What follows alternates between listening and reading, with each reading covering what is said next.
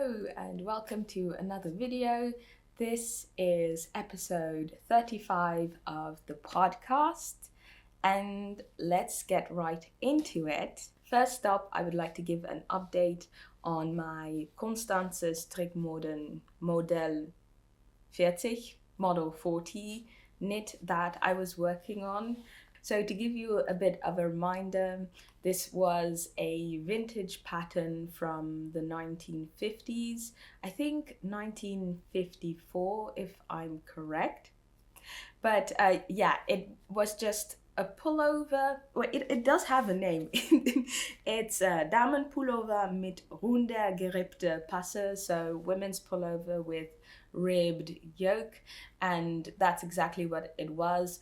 Only the front yoke had 2x2 ribbing, the back was just plain stockinette, and the sleeves were also 2x2 rib, as well as the ribbing at the bottom.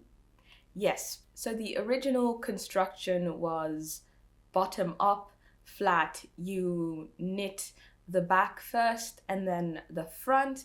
You do some shaping for the front yoke, and then once you've bound off everything, you pick up the stitches for the yoke, and then you do your 2x2 ribbing with, I believe, 7 rows of garter stitch, and then at the end you pick up stitches from the back, and then you do 2x2 rib to create this really cute collar.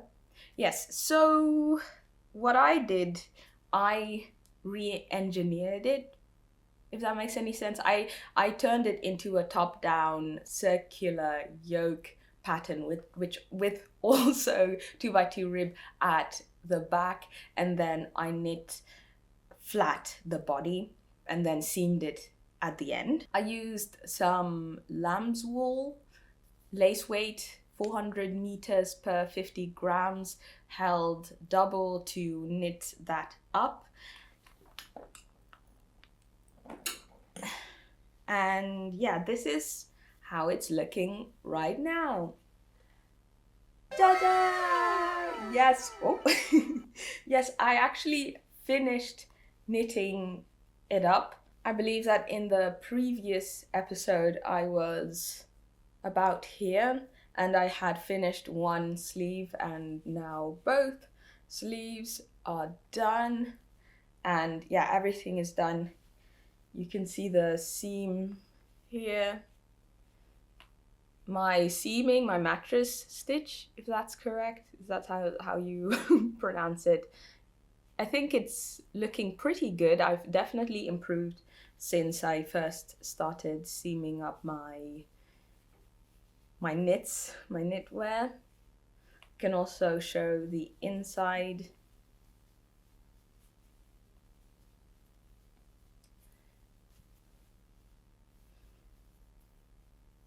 Here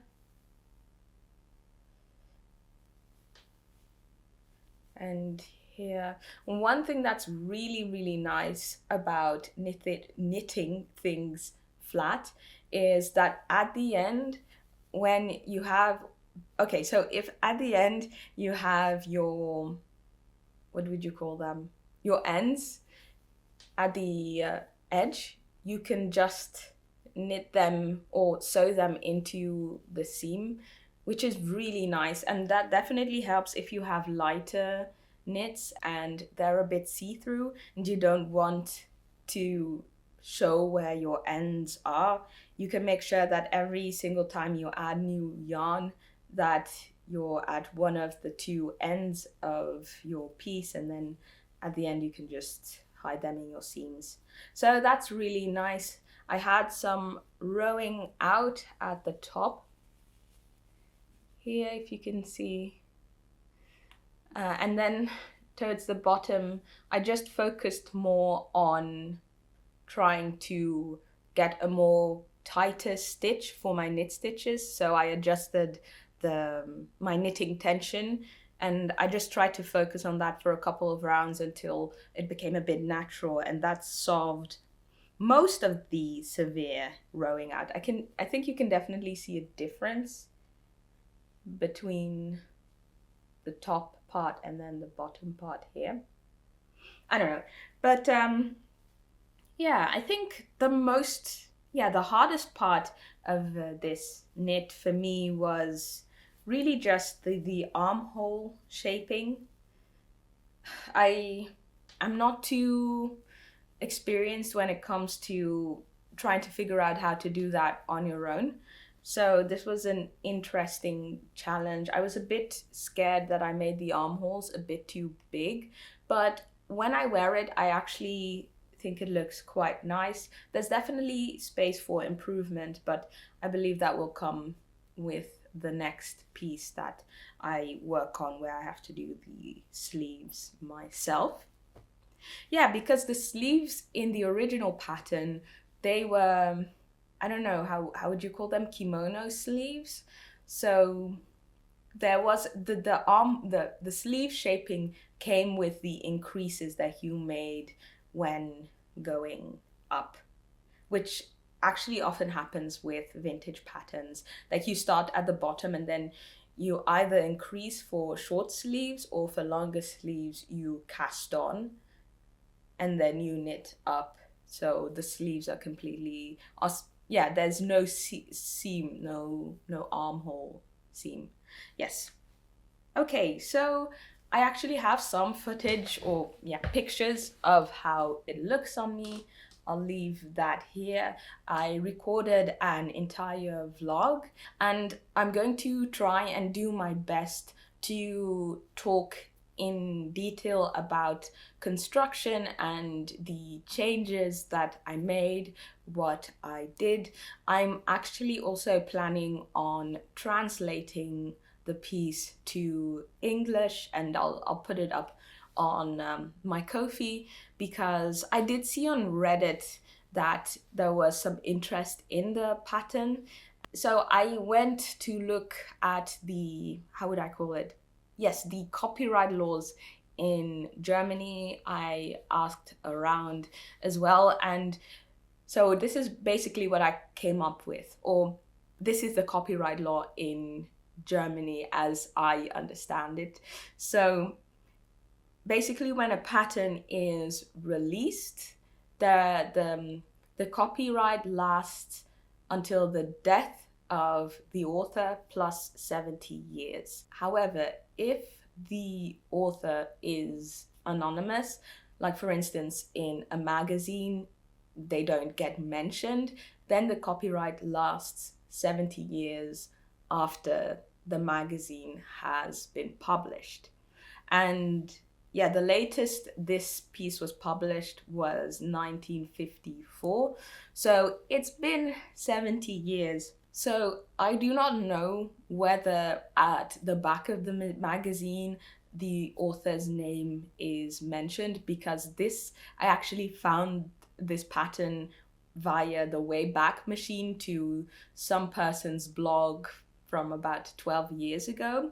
But what I did understand is that the garment isn't copyrighted, and I believe that's also the case in modern patterns. The garment is not copyrighted, the design is not copyrighted, the instructions are. So if you write different instructions, then then you're not violating copyright. So yeah, I just wanted to make sure that that was all above board. So I will be translating and updating this pattern. Yeah, so hopefully I can have that done in about 2 or 3 weeks. In any case, I have really been looking into German vintage knitting patterns, and apparently Constanze Strickmode, it wasn't necessarily a knitting magazine, it was a women's magazine, Constanze, and you can actually find a lot of the magazines over on the Internet Archive. The Strickmode editions were actually special editions that I think came out about once, maybe twice a year. And yeah, those ones are really hard to find. They're not on the Internet Archive, and they're really hard to find online. I found, I think, issue 4 for about 65 euros on eBay, which is really expensive. I did find issue 2 for about 13 euros on eBay, and I bought it, and then the person said that they had already sold it back in March. So that was a huge bummer, because on the Wayback Machine, on the blog of from 10-12 years ago, I actually found some really beautiful looking swimwear, of which the patterns were posted in issue 2. So I'll put a picture here. I thought they were really stunning, and I was like, oh, I really need to have it. So I went looking on the internet. That's how I found the eBay thing. That was a bummer, but I did find a vintage store, an antique store, I believe, that sold it for about 19 euros. And then I was about to purchase it, but then I found that they ship to Germany, Italy, Switzerland, and the United States, but not the Netherlands. And that was so mind-boggling to me, especially because, well, I understand Italy and Switzerland because they also speak German there, but it's an antique store, so they also just have paintings and other things that you don't require German for to enjoy. And the thing that was so mind-boggling to me was that I actually looked up the location, because I was thinking, worst case scenario, I can just take a bus there, which might be about 3 or 4 hours. I mean, I could just take the bus and just have a day of knitting on a bus just to get that magazine. And I looked it up. They literally, the location of their store is a stone's throw away from Groningen, which is up north in the Netherlands. You can literally just, I feel like, so you have Groningen and there's a section of water, and then you have where the store is.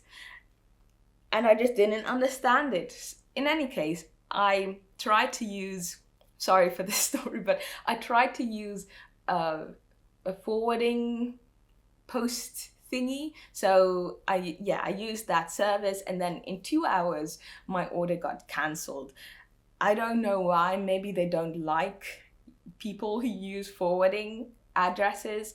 So then I went through the trouble of writing an email in German asking if they actually can send it to the Netherlands, because I would be more than happy to pay for the shipping costs.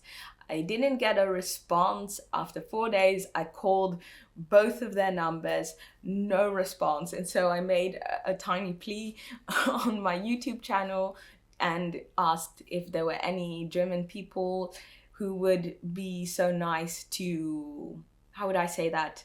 To,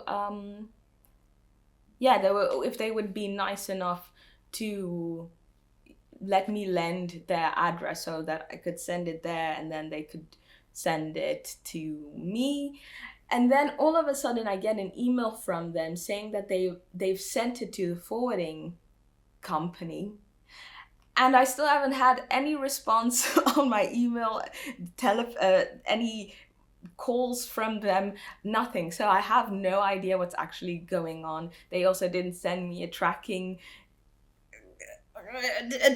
number, nothing. So, and it's still available for purchase on their website. So I have no idea what's going on, and I'm a bit stressed about that. But hopefully it will work out. There are still a couple of magazines that I would like to buy via eBay and don't send to the Netherlands, but I've got a couple of offers to help me out with that, which I really appreciate very, very much.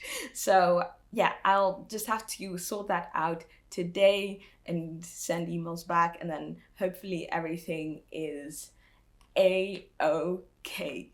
Yes. So that's everything with vintage German patterns. Then I would like to show you some yarn that was gifted to me by a friend in Japan. So I met this person when I was studying in Japan, and by coincidence, she was actually coming to Germany and the the Netherlands, and yeah, she wanted to meet up, which was so nice. We actually met up yesterday and we had a lovely time despite the horrendous rainy weather. But yeah, before she came over, she had asked if I wanted something from Japan and that she would buy it for me. And I was like, don't mind if I do. And she ended up buying these two balls of yarn for me.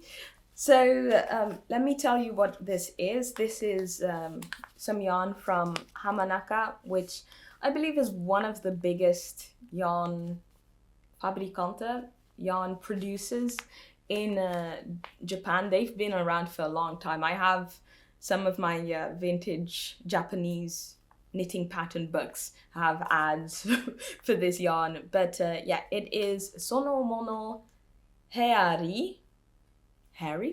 So it is 75% alpaca wool and then 25% regular wool. It's undyed and the yardage is 125 meters per 25 grams, so that would make it a very light fingering weight or close to lace weight yarn. So it's very, I don't know if you can see it all too well. Yeah, maybe this is better. Yeah, it's very fluffy. I really like it. So the reason why I actually asked for these two was because there's this pattern in one of the books that I bought in Japan. I can actually go and grab it. Yeah. Yes, so yeah, this is this book here, Keito no Pantsu. Yes, so this is basically just a book filled with knitted shorts. Here's a bit of an overview. I actually knit one of these pants. I knit one of these pants last year in I think some soft alpaca wool or wool blend. This one here, I knit it in a bit of a mossy green, olive green type yarn. Very soft, very lovely. I wear those shorts very often. But yeah, there was this very cute pair of shorts that I wanted to knit. Yes. Isn't this like the cutest thing ever? It's yeah, crochet pants, and as you can see, it's kind of tiny, and that's because it's for kids actually, but I would have loved to size these up and knit them for myself. I just realized I don't have enough yarn for it. I thought it was lace weight and I was like, oh, it should be 50 grams should be enough. But even for the kid size, it asks for 130 grams, which is okay. I'll just have to buy some more myself once I'm going to buy. I'm just going to have to buy some more of this yarn when I end up buying something from Japan at some point. It's fine, but I can at least make a good start. I'm not too worried about dye lot. It's also not dyed, the yarn, so yeah, it should be fine. Let me just try and find it again. Yeah. So what actually happened was that I bought the yarn, but I made a mistake with the white yarn here. I got a different thickness and it wasn't working out. So yeah, in any case, I'm excited to at least have enough yarn to give it sort of a nice trial to see how things go. But yeah, that just means that I need to order some more yarn at some point. But that's okay. That's all right. Yeah, so I got that yarn, and as a thank you, I actually ended up knitting my first stuffed toy knit. I ended up buying a pattern from Claire Garland, also known as Dot Pebbles. She is essentially the queen of stuffed knitted, also quite realistic animals. And the patterns are very affordable and they're very fun to make, or at least this was my first time trying out one of her patterns, and I had a lot of fun making one of her things. So the pattern that I chose was called Penguin, and it's just a tiny penguin, which is really cute. And the yarn that I used for it was the recommended yarn drops Alpaca, two of these in the shade 8903 black and 0100 white. So this was for the head and this was for the eye section. And then for the body, and also this is for the feet as well. And also these two drops, Kid Silk shade 44 Moonlight, that's this one right here. And then I also used drops Sky shade 03 Grey Fog. And as you can see, there's still quite a lot left. So I can make actually a lot more of these penguins, which I would really like to make, especially because the first one that I made looked a bit different from the example picture. So here's the one that I ended up giving to my friend. I think it's cute in a endearing way, I should say.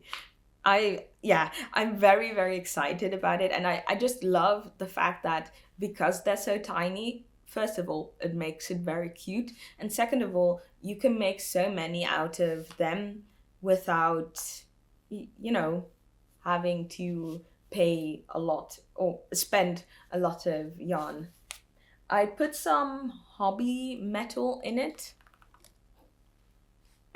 in the body, to make it move a bit in the wings and in the main body, and it didn't really go that well. The pattern actually suggests flower ties, but I couldn't find the flower ties that I own, unfortunately.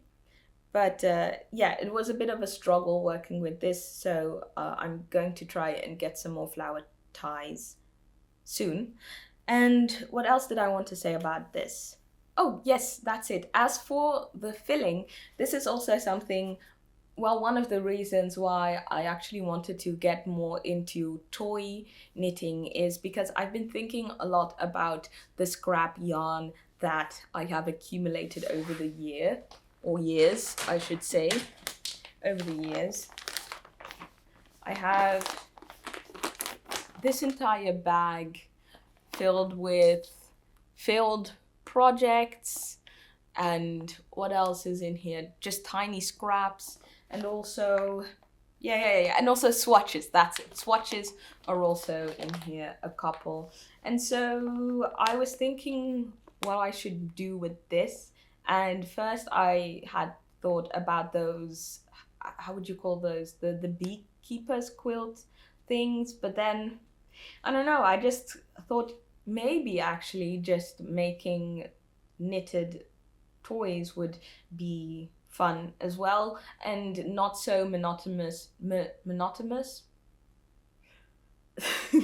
and not as boring as making the same hexagon over a long period of time. And also I think that I will be able to deplete this stash way faster with knitted toys because they can be bigger than hexagons. One of the patterns that I would really like to knit up is the hen. I think it looks really cute, and I think you can make it would be really fun to just make different types of chickens. So yeah, so that's it for knitted toys for today. Then I would like to talk about the Saga Archives collection.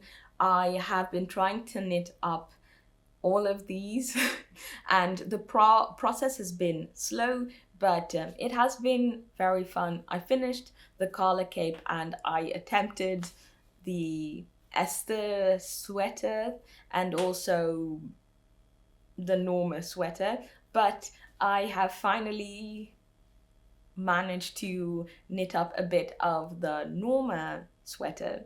So yeah, the Norma sweater, no, the Inge sweater. So the Inge sweater is designed by Lenit, and it is a DK weight colorwork top down raglan construction sweater. Sweater. Yes. So this is how mine is looking at the moment. So as you might remember, I was having a bit of struggles with this sweater, and it mostly came down to the color combination. I had initially thought to make this in a sort of, how would I call it, light beige color with the light green here and the dark purple, and it just wasn't looking that cute. And so I came up with the idea to make the dark purple color the main color instead of the beige, and then use some lighter purple for the second contrast color, and just the first contrast color remained. And I have been having a very nice time knitting this. It's not too hard, and the colorwork pattern is very fun to knit. I can actually show you how it looks on me. So this is how it's looking right now. I'm very happy with the color combination. I think it was a great decision to swap out the beige. Also, the beige was looking a bit pinkish. I don't know, it wasn't just vibing. I wasn't vibing with it, and I'm very happy. I have to work a bit on the tension here, but for the rest it's looking good. There's some short rows in the back so this thing doesn't choke me. It's been fun. I do have to say that the pattern was a bit more complicated than I think it should have been, in the sense that everything is written out. It's almost it's explained so thoroughly to the point that I was a bit confused by a couple of sections. So I really had to carefully read the pattern so that I wouldn't make any major mistakes and really mess this up. But so far so good. I actually really like, well, it looks a bit, there's this weird bump here, but that'll go away once I finish blocking it and once the sweater is done. So what was I saying about this?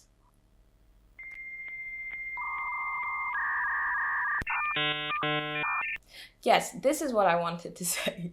I really like the top section. It's very different from a lot of other patterns, I would say. Gives it a bit of a vintage look, in my opinion, which I like a lot. I was also trying to go for a more vintage style with the colors that I was picking. Purple and green for me always scream vintage. I think that also has to do a lot with me watching a lot of Scooby-Doo as a kid. But yeah, I think it looks great. I'm excited to finish this off and move on to the next eSaga archive collection piece. I've noticed that I've been thinking a lot about the colors, what works well with each other, and what works for the pattern itself as well. And I'm enjoying that experience, making mistakes and learning from them, because I know that in the future that will just help with my knitting. Moving on, I would just like to give a quick update on the flocon slipover that I've been working on. Not too much of an update, still struggling a bit with the collar. I don't know if it looks slightly different, but I pulled a bit on the bind off, and I think it has improved a bit in terms of shaping at the neck. I do really think it's just the bind off. The bind off was a bit too tight. Yeah, but again, I haven't blocked it, and I do believe that will fix everything, or the biggest issue that I have with the collar. And then the bottom, I've worked one extra pattern repeat, or half a pattern repeat, because the entire pattern is actually 8 stitches or 8 rows. But yeah, you can already better see the pattern on the body. It doesn't really look like the motif of the pattern when looking at pictures, but maybe it's because of the very heavy marbling effect that my vest in particular has. But yeah, I just wanted to give a tiny update on that. Then I just wanted to show a couple of swatches that I've made. This is some sock yarn that I'm going to try and use for a bikini.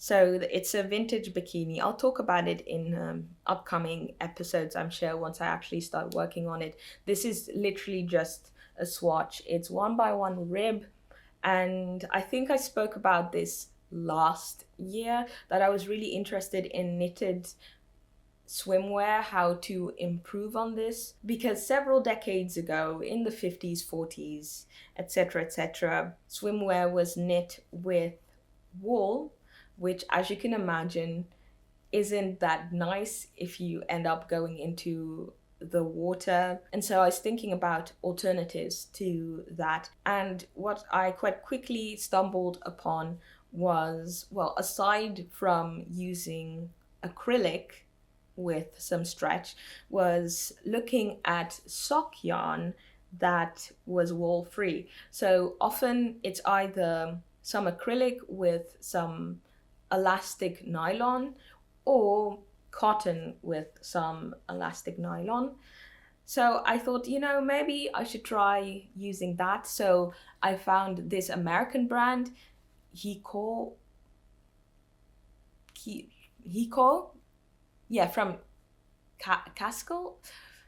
I don't know. It was I still have some yarn from that, but I managed to not buy enough yarn for a piece of swimwear, so that was not the smartest thing. But I found some yarn here. Well, it wasn't very readily available in Japan, and definitely not here in the Netherlands. And then I bought some yarn from Canada, and then I didn't buy enough for an entire swimsuit. So I have to look into that. But in any case, I bought 300 grams of this sock yarn, which is cotton, and I found, I believe, a 70s pattern that uses acrylic. And yeah, I was thinking of using this cotton sock yarn instead. The entire pattern is in 1x1 rib, so I knit the swatch in it, and I'm a bit struggling with the gauge in general and rewriting the pattern. Well, I haven't actually rewritten the pattern, but I'm looking into the gauge. The gauge is the biggest issue at this moment. The thing is that the pattern said not to block not to block. Okay, so here's the thing. The pattern says not to block the piece that you end up making. But I had already blocked this before actually looking at that, because it's completely at the bottom of the pattern. And I forgot to measure up the unblocked gauge. Now, I could go ahead and knit another swatch, but I don't think that would solve my issue, because the issue is that I'm using yarn that is not acrylic. So it has a different, how would I say that? It has different properties, essentially. And so I'm a bit unsure about how to work with this, but I think I'm just going to try and wing it. The pattern, the construction is that you knit the bathing suit flat, the front and the back are knit separately, and I think I might start on the bottom and then knit the bottom for the front and the back, and then start seaming and checking the fit, and if it's not good I can rip all of that out and then try again. So I think that's going to be the how would I say this, the game plan for this piece. Then I have a tiny swatch, upside down. You might remember this. This is the bane of my color work existence. So, not really, but what happened was that years ago, when I was still very inexperienced, although I do still feel that I'm not that experienced in knitting, I started this very ambitious color work, and yeah, it's a Japanese pattern. Oh no, it's here. Yes, eclog. I think I might have spoken about this in the last episode, I'm not too sure. But it's this pattern right here.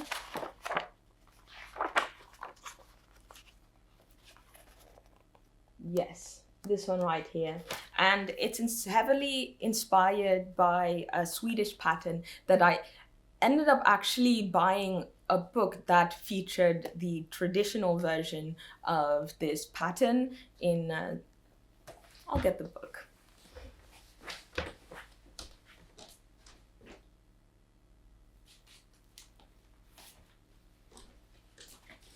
Here it is.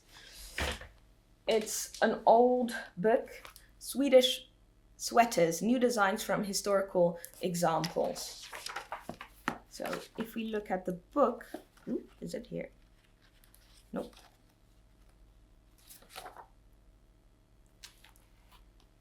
Yeah, you can see it here. Very similar. If I even take my swatch here,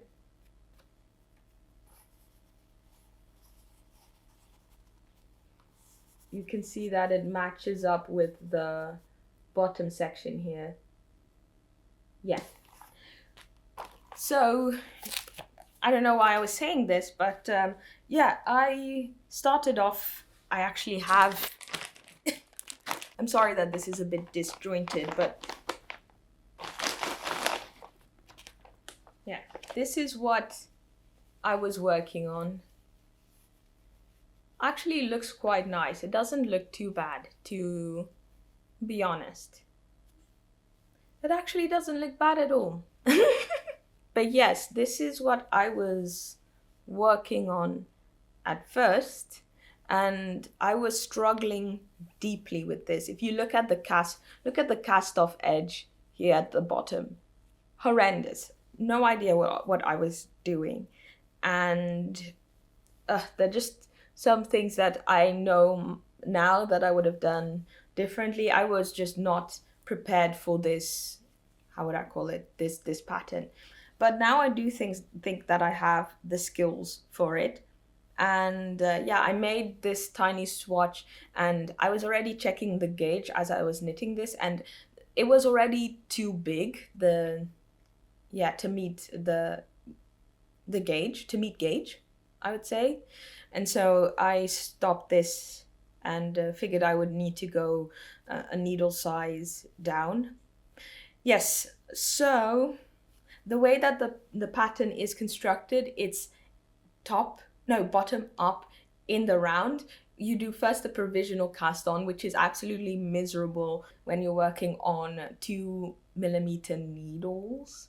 And then you work up, then you cast on for the armholes, just for the steeking, and then at the end you steek, and then I don't know, that's kind of like just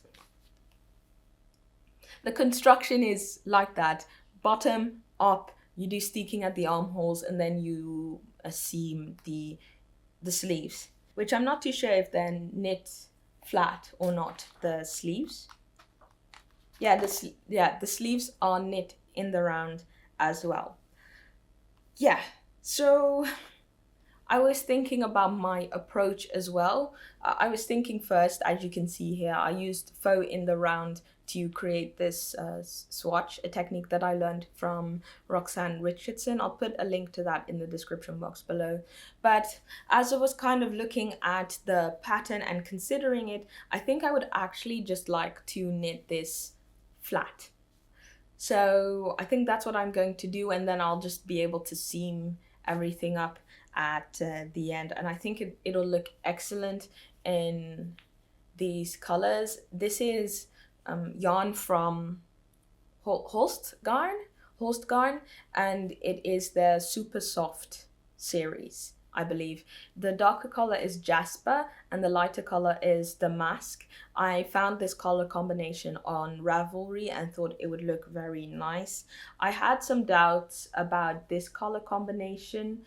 It's from the book as well, and now looking at it in like here, it actually doesn't look too bad.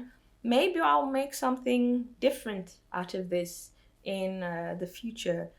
Who knows? But I'm going to be doing it with this yarn. I got a really good deal on the yarn here because the yarn is not very accessible here, and if you want to buy it from the website from Denmark, I think the shipping costs are 18 euros.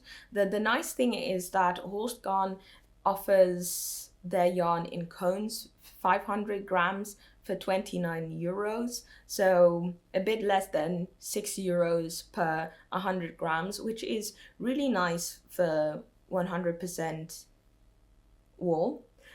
So yeah, I was thinking of maybe first buying it from the website, but I found a Dutch supplier who offered the same prices here, and luckily they had a tiny selection of colors, but luckily they had this these two colors, and so I bought that, so I'm very, very happy with that. Then the next swatch is this one right here. This is Drops Cotton Merino. I don't know which color it is. I believe it's just called lilac.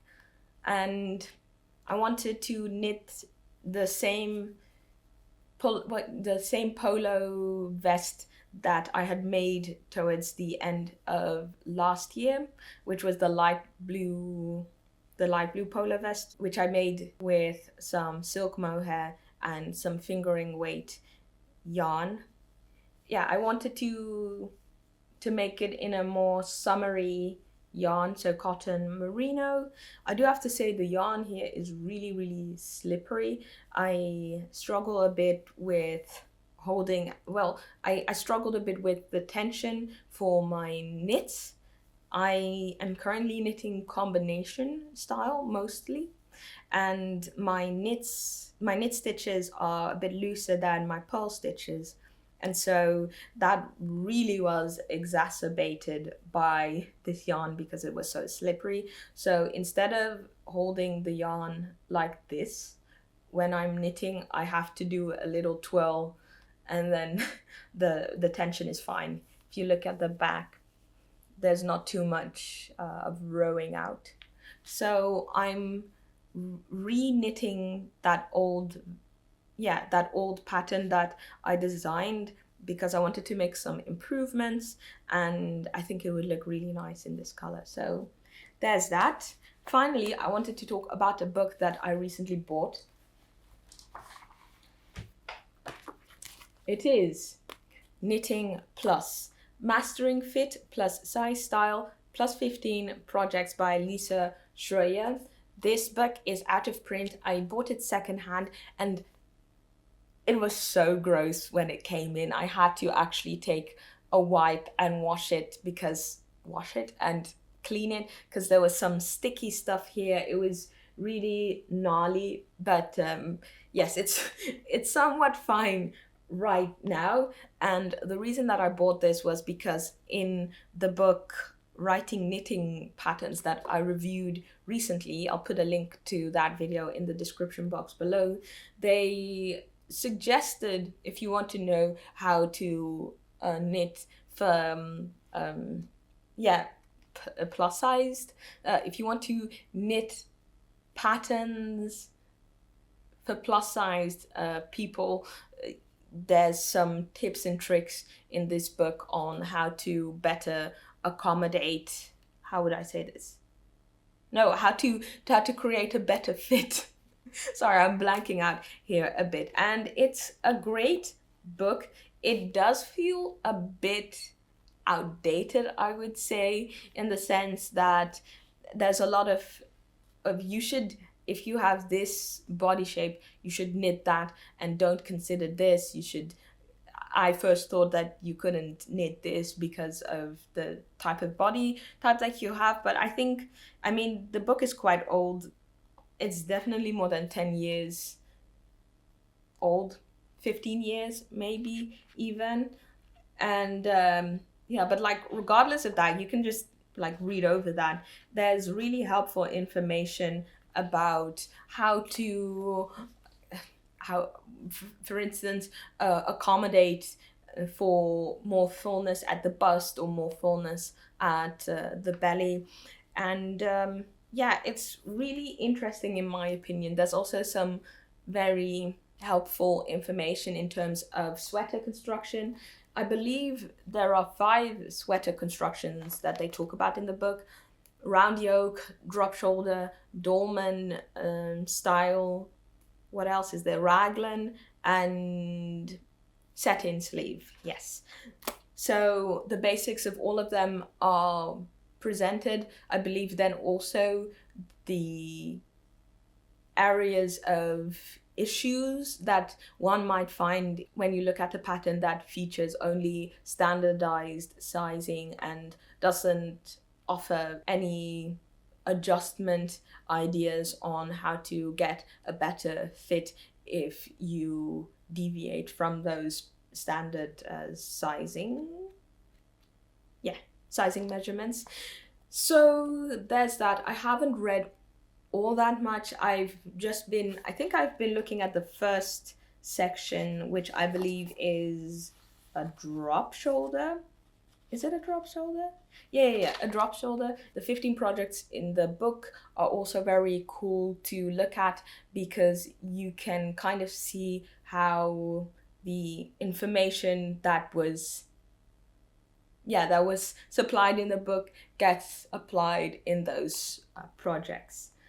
So would recommend this book. Haven't completely read through it. Maybe I'll do a review if anyone wants to see that. Yes. And I think that's it for now. Thank you very much for watching, and I hope to see you soon in another video. Bye bye.